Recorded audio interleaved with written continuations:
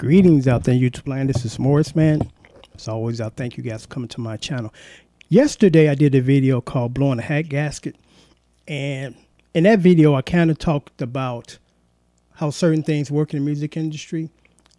And let me just say this first. A good dear friend of mine, he used to be a PR guy for major record label. And he contacted me yesterday and said, man, you let them have it. And you're right.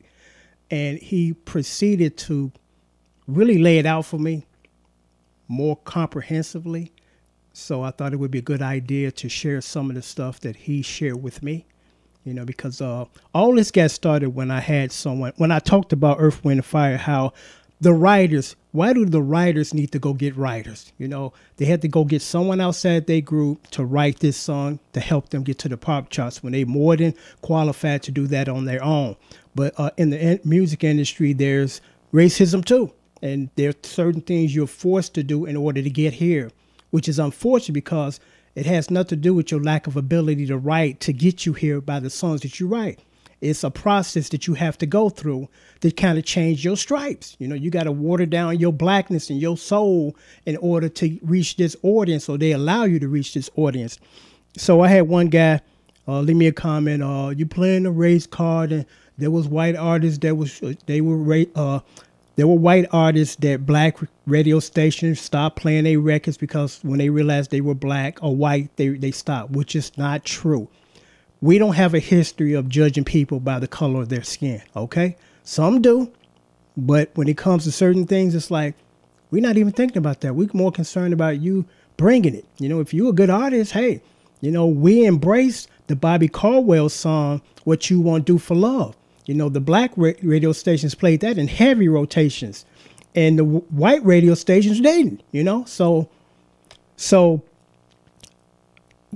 again, the reason why I did that video was just to let the guy know that your perception or statement is absolutely untrue, and it's untrue and it's false. I don't know where he got his information from or whatever, but I tried to set the record straight in that video, and I have more information today from, you know, my dear good friend that used to be, again, a PR guy for a major record label. So I thought I would do another video to kind of, I guess, be a little more comprehensive as far as how the process works and what the record companies do that most people, just the average music lover, they don't know, you know? So that was the purpose of the video yesterday, kind of explain from the music business aspect, not just somebody's opinion or their assumption. Because, well, I'm not going to get into that. But this is how it works, you know, and I try to share this information as best as I can. A record label signs an artist. So then the record label decides, who are we going to target this artist to?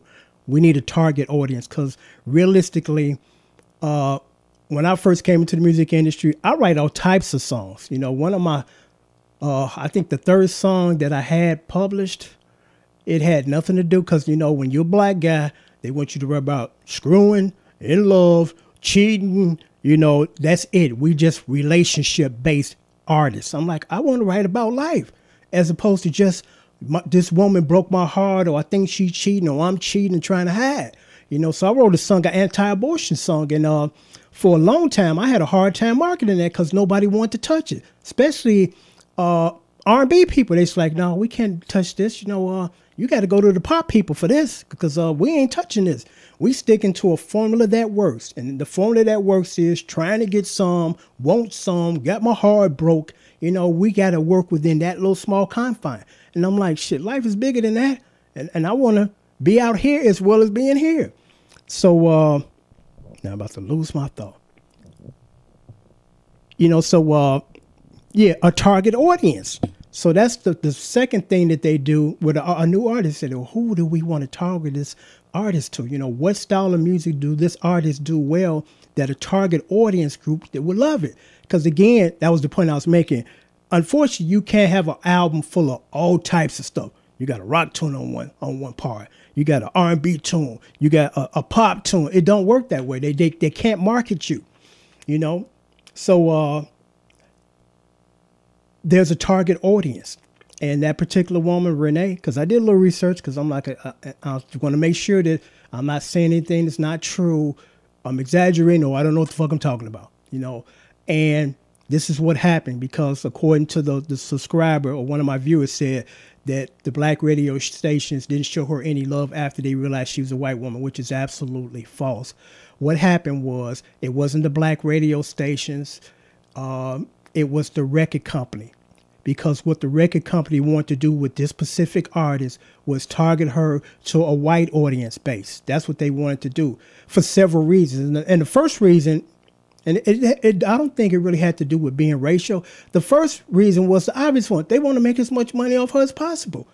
And we know by the numbers, there are more white people in this country than black. So, and she's a white artist, so they're like, we're going to try to target her over here. It's fine if, you know, some black people jump on board and say, hey, I'm grooving her, but we don't want her main fan base to be here. We want her main face to be here.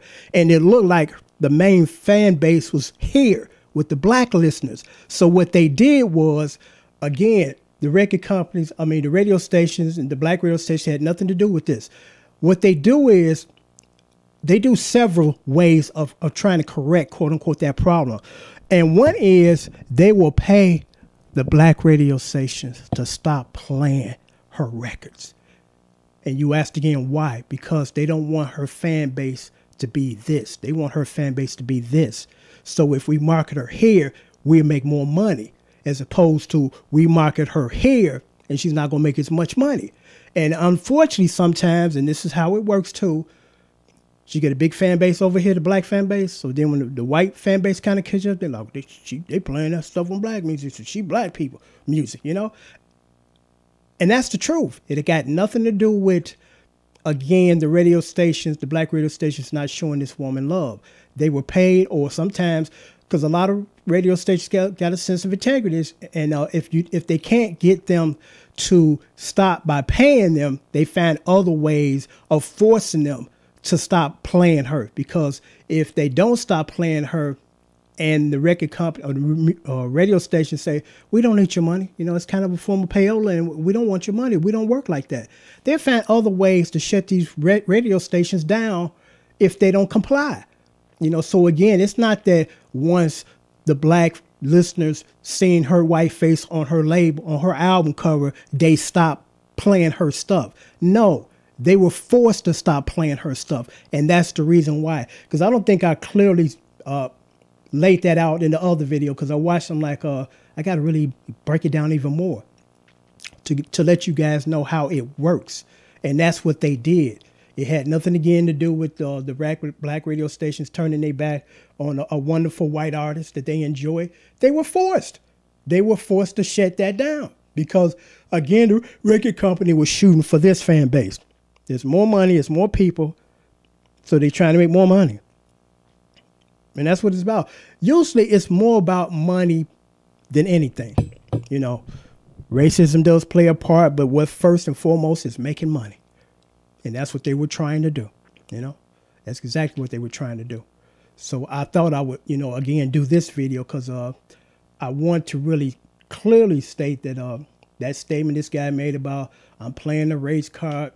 I actually even don't really know what that means, but I just told you guys the truth. That's all I did. That's all I did, you know, and that's all I will ever do on my channel.